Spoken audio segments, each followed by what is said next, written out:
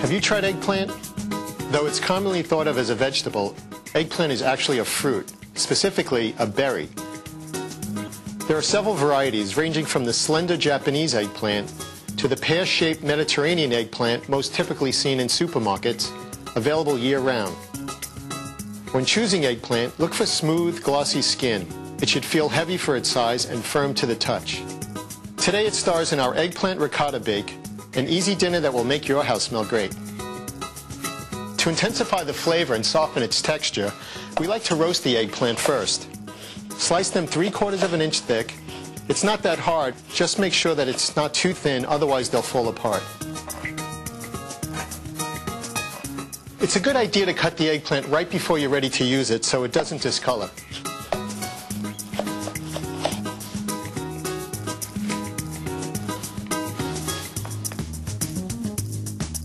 Add some olive oil, salt, and freshly ground black pepper on both sides.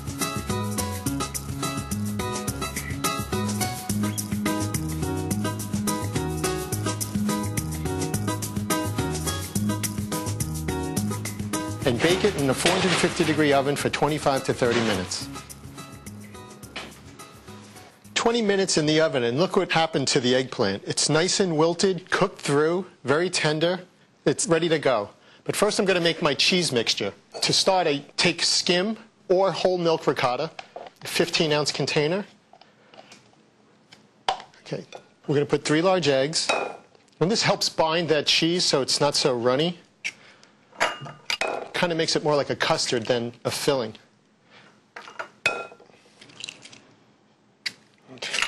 Now I have a cup of Parmesan cheese, but we're only going to put half in the mixture, and then the other half is going to go on top later on. The ricotta cheese is a little bland, so 1½ teaspoons of salt and 1/4 teaspoon of black pepper will help it along. And finally, some fresh oregano. And if you don't have any fresh herbs, dried would be a great substitute. But if you're going to use dried, just make sure you cut back a little because the drieds are actually much stronger. I'm using fresh oregano because it gives it that Mediterranean feel, but I also could use basil or even a little fresh thyme in this dish. Just give that a quick chop. That's it. Just give that a nice little mix. You want to break down those yolks. Now it might look a little loose, but those eggs are really going to bind that cheese when it gets into the oven. And it'll firm up nicely. And that's it. All right, now we're ready to assemble. I've brushed my 8-inch square baking dish with olive oil, and to save time with cleanup, I've lined my baking sheet with aluminum, so if it bubbles over, I won't have anything to clean up.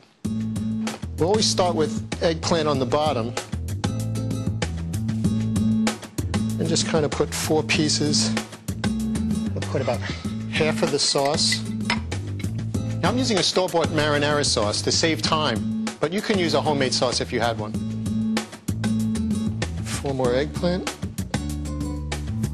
half of the cheese mixture. Now when I grew up, we used to have spinach lasagna with the red sauce and the ricotta mixture, and that was symbolic of the Italian flag, the red, white, and green.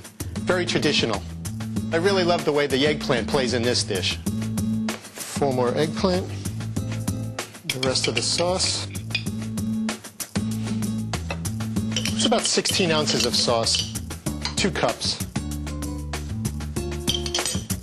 And the final eggplant. And then the remainder of the cheese mixture goes right on top. And that's our final layer. I like to leave a little bit of the tomato sauce showing so you have the beautiful color on the top. And then the rest of the Parmesan cheese, the remaining ½ cup. It's going to go back into that 450-degree oven. It's going to bake for at least 20 minutes until it's nice and bubbly and it looks like that ricotta mixture on the top is set.